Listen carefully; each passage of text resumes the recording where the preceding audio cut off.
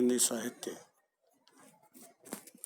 B part third year में के नियमित विद्यार्थियों का मैं सुरेंद्र गुप्ता इस ऑनलाइन कक्षा में एक बार फिर से आपका स्वागत करता हूं।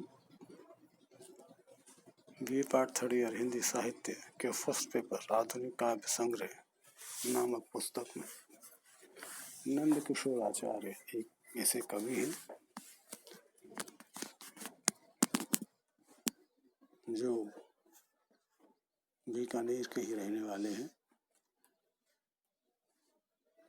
उनकी कविताओं पर आज मैं अपने विचार रखूंगा और आलोचनात्मक दृष्टिकोण के द्वारा हम इनकी कविताओं के माध्यम से इनकी जो दृष्टि है, इनकी जो संवेदना है, उसको समझने का प्रयास करेंगे। राजस्थान के नंद किशोर आचार्य ने एक श्रेष्ठ कवि, नाटककार, समीक्षक और चिंतक के रूप में हिंदी जगत में अपनी एक अलग पहचान बनाई है। इनको अज्ञे जी ने अपने चौथा सप्तक जो 1979 में प्रकाशित हुआ था उसमें इनको सम्मिलित किया था। चौथे सप्तक में आचार्य जी को कविता अपने समकालीन कवियों की कविता से इस रूप में भिन्न है कि वे प्रेम, प्रकृति और अस्तित्व और सृष्टि के रहस्य को अपनी कविता के अनुशासन और उसके रचाव में समझने का प्रयास करते हैं। उनकी कविता में ऐन्द्रिक संवेदना अंतर्विष्ट होकर उभरती है, जिसके कारण उनकी कविता में स्थितियां महज उल्लेख की तरह या जैसी वे दिखती हैं वैसी नहीं होती, बल्कि कवि संवेदना में बचकर रूपांतरित होती है। इन्होंने अपनी कविता में जो राजस्थान है, मरुभूमि है, बीकानेर, मरुस्थल की प्रकृति के जो चित्र उकेरे हैं, वे पाठक की अनुभूति को इस रूप में झकझोरते हैं कि वे उन्हें इन दृश्यों के पास ले जाते हैं। संवेदना या अनुभव का सहज और अनायास रचाव आचार्य जी की कविताओं की मुख्य विशेषता है।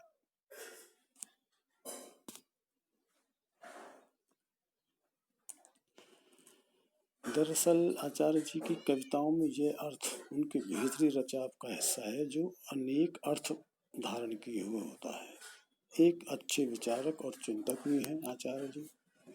उनका चिंतन उनकी कविताओं में भी दिखाई देता है, इसलिए उनकी कविता में गंभीरता का परिवेश प्रस्तुत रहता है। उनकी भाषा भी अनुभव और संवेदना के अनुरूप गंभीर किंतु अभिव्यंजक होती है।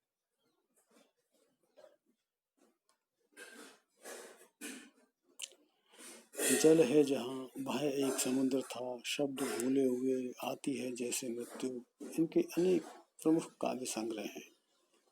कहने का मतलब वो एक सफल समीक्षक और नाटककार के रूप में प्रख्यात हैं।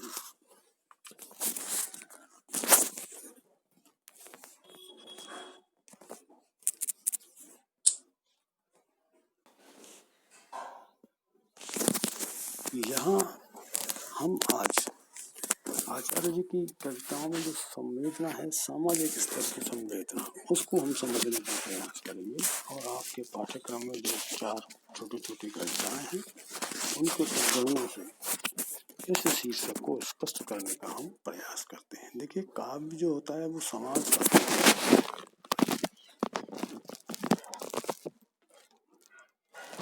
सामाजिक समरसता जब संवेदना को बीज तत्व के रूप में ग्रहण करके उसे नई पीढ़ी के जीवन में अंकुरित कर उसे कल्पवृक्ष बनाने का कार्य करे तो समाज कभी टूट बिखर नहीं सकता। आचार्य जी के यहाँ छोटी छोटी कविताओं में सांकेतिकता के माध्यम से संवेदना के तंतुओं को जोड़ने का ऐसा ही कार्य किया गया है।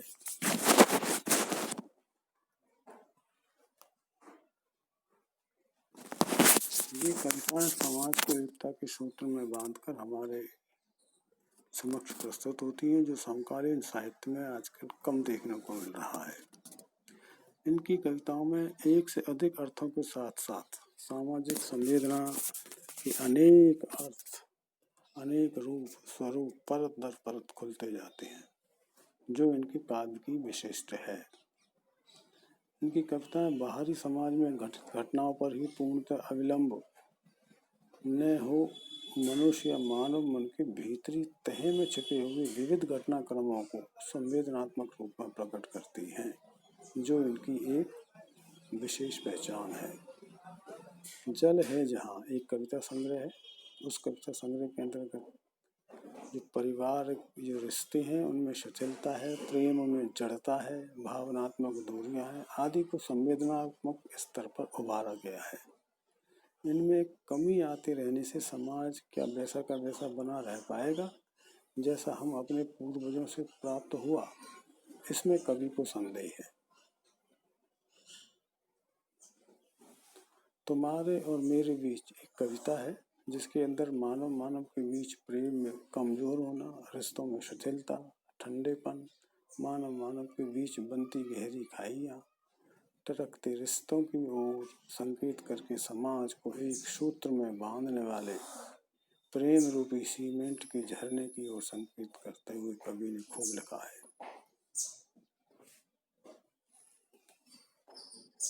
एक कविता है वर्ष स्वरूपा। उसमें समाज और राजनीति दोनों पाटों के मध्य पिसते हुए मनुष्य का वर्णन किया गया है, जो न चाहते हुए भी केवल बोझा को ही ढोता रहता है। एक कविता है पाँवों की छाँव। उस कविता में समुद्र या नदी किनारे बनी दो पाँवों की छाप ही उसके अपनेपन को दर्शाती है। बिना मनुष्य के इस प्रकृति का क्या, जैसे प्रश्न करती है।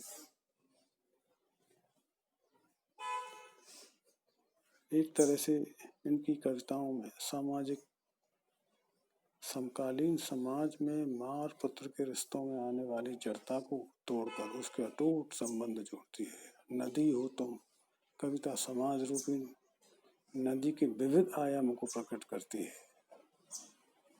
वह एक समुद्रता एक कविता संग्रह है जिसमें जल के प्राचीन संदर्भों को नवीन परिप्रेक्ष्य में रूपायित किया गया है। एक कविता दाय, शीर्षक है दाय।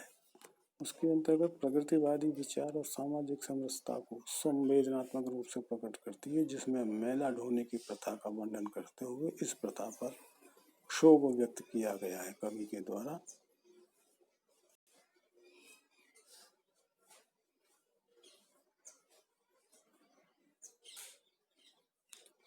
वह एक समुद्रता कविता में कवि स्वयं जलकर उससे उठने वाले बाष्प से बादल बनकर बरसेगा और सभी के हृदय में मरुस्थल के प्रति स्नेह जागृत करके उनको अपने समान अनुभूति करवाने के लिए कृत संकल्प है।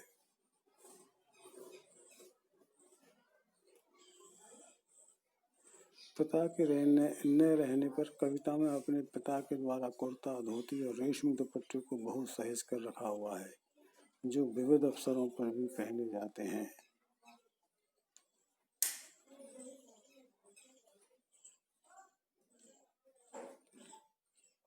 कुलधरा एक कविता है जिसमें केंद्रित कविताओं में कविता 10 से उजड़ी हुई बस्ती, सूखे सरोवर के उगे कीकर, वृक्ष, बूढ़े पीपल के खोखले में फंसी सांपिन की केंचुली द्वारा उस बस्ती में प्राणी होने का आभास करवाया है। कविता है एक 14 में चिलचिलाती धूप में दीवार, सड़क के दहकने, सीने में उठी आग, सुरंगी तंग गलियां की गहरी छान जो कोठों, शोखों एवं दरवाजे से होकर लौटती ठंडी हवाओं के झोंके से आबाद है। सत्र है एक कविता है जो घरों के खंडर होने की दास्तां बयां करती है।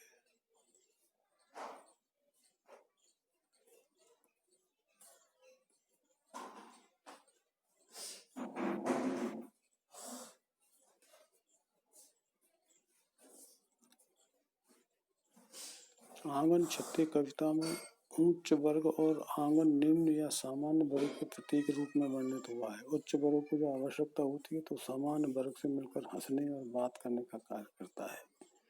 दोनों में पूर्ण एकालाप न होने से उनके बीच की दरारों में से पानी रिसता रहता है, रिश्ते मजबूत नहीं बन पाते हैं।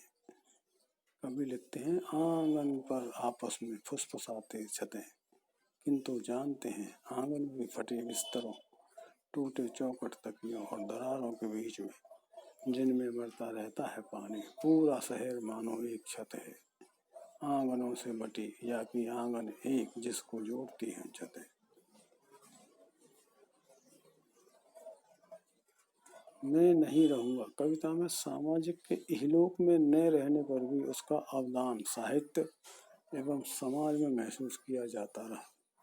कवि की संवेदनाओं, क्रियाओं और कर्मों को अपने में जीवित रहते हुए आगे बढ़े। इनका रचना कर्म सभी के हृदय में अनुगूंजित होता रहे, ऐसी कवि की यहाँ पर कामना है। लिखते हैं, मैं नहीं रहूंगा पल पल मुझको अपने में जीना चाहे, पर तिल तिल मुझ में अपने को मरने मत देना।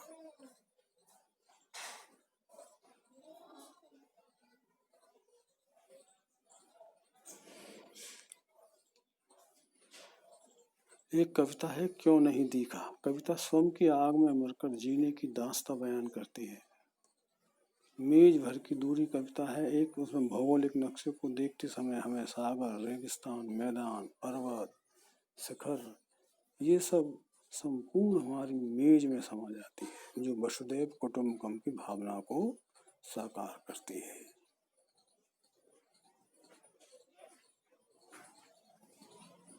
और यही मेज जब दो रिश्तों में दूरी पैदा करने लगे तो व्यक्ति ही नहीं समाज को भी टुकड़ों में बांट देती है। जब हम संपूर्ण वर्ल्ड को, विश्व को पास पास लाएंगे तभी मानवीय मूल्यों की रक्षा हो पाएगी, बिना इसके कुछ भी संभव नहीं। लिखते हैं, कभी मेज भर की दूरी क्या इसीलिए दुनिया भर की दूरी बन जाती है।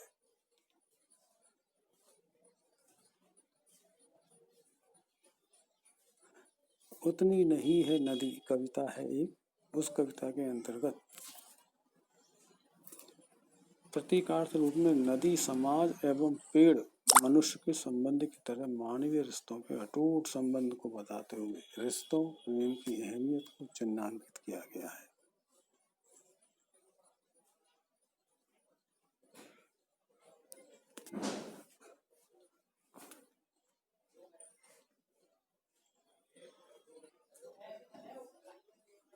एक कविता है इनकी, हमेशा बना रहता है। कविता दुख के आकर चले जाने पर भी उसकी अनुभूति को सुख नहीं मिटा सकता, क्योंकि दुख सुख को मिटा पाना सामाजिक प्राणी के लिए आसान नहीं है। ये दोनों समाज एवं ईश्वर द्वारा ही प्रदेय हैं। उतना ही में कविता में सामाजिक संवेदना की व्यंजना हुई है कि मनुष्य अपनी जीवन रूपी यात्रा समाज में ही करता है, कभी किसी के साथ तो कभी अकेले में। इसमें समाज या समय रूपी नदी द्वारा पत्थर रूपी अनपढ़ मनुष्य को तराशने का कार्य करने का उल्लेख है। निरंतर धारा में बहते रहना ही जीवन है, किनारे लगना जड़ता या मृत्यु है। जीवन को जीना है तो बहना ही पड़ेगा। कवि ने लिखा है कि न ले जाओ जो अपने साथ सागर तक, फेंक मत देना किनारे पर, रहने मत देना बस अपने तल में कहीं, डूबा रहा नदी में जो धार से चलते चलते कभी हो ही जाएगा वह नदी की मूरत छलछलाता जल।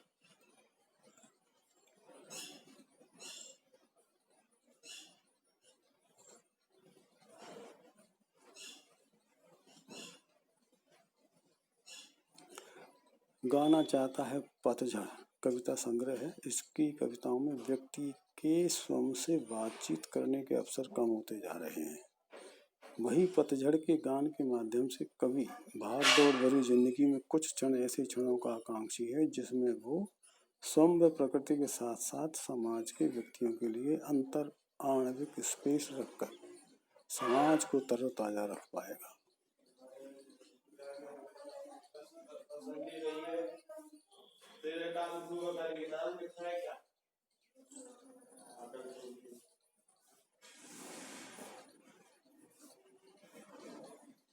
परछाई सी एक कविता है, उसमें सुख दुख को उजाले और अंधेरे के प्रतिकार से वर्णित करते हुए बताया कि सुख के बढ़ते रहने पर दुख धीरे धीरे स्वयं विलीन हो जाता है। जो ईश्वर ने बनाई है, कविता में कवि ने बच्चे द्वारा बनाई दुनिया पर हम हंसते हैं और जो दुनिया हम बनाते हैं उसमें बच्चा रोता है। एक दुनिया जो ईश्वर ने बनाई, जिसमें वह न रो पाता है न हंस पाता है, ये कैसी विडंबना है। क्या खबर होती कविता में व्यष्टि से समष्टि की यात्रा करते हुए व्यक्ति अपने साथ ही समाज का भी सपना साकार कर सकता है, अपने सपने सी दुनिया बनाने का भरसक प्रयास करता है।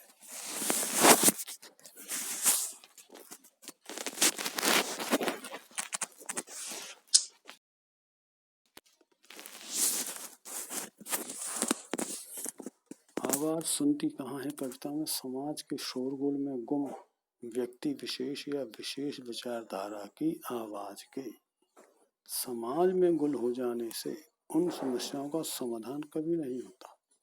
इसकी गूंज हमको ही सुनाई देने से समाज का सर्वांगीण विकास नहीं हो पाता। आखिर कब तक ऐसे ही चलता रहेगा।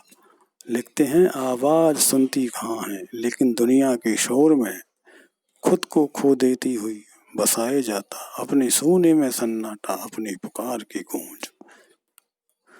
जब जैसे चाहूं कविता में सामाजिक के जीवन में विद्यमान एक रास्ता से समाज में उमंग एवं गम से दूर रहकर मनुष्य केवल तटस्थ जीवन जीने लगता है, जिससे उचित परिवर्तन नहीं हो पाते।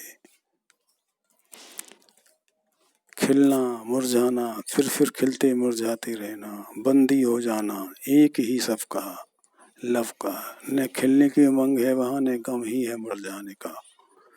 क्या करूं आखिर में खिले ही रहता भी तो मुरझाना ही है, एक रस भी कोई रस है। इस प्रकार से कवि ने अपनी इन कविताओं में विभिन्न विभिन्न सामाजिक स्तर पर जो अनुभूतियां हैं, जो संवेदनाएं हैं, उनको अपनी कविता के माध्यम से बहुत ही सार्थक वाणी प्रदान की है। आज की इस क्लास में, इस कक्षा में, ऑनलाइन वीडियो में मैंने आपको ये बताना चाहा कि हमारे आचार्य जी जो हैं, इन्होंने अपनी कविताओं के माध्यम से सामाजिक संवेदना को किस प्रकार से अपनी कविता में वाणी प्रदान की है, जो नई पीढ़ी को निश्चित ही कोई ना कोई नई दिशा प्रदान करती है।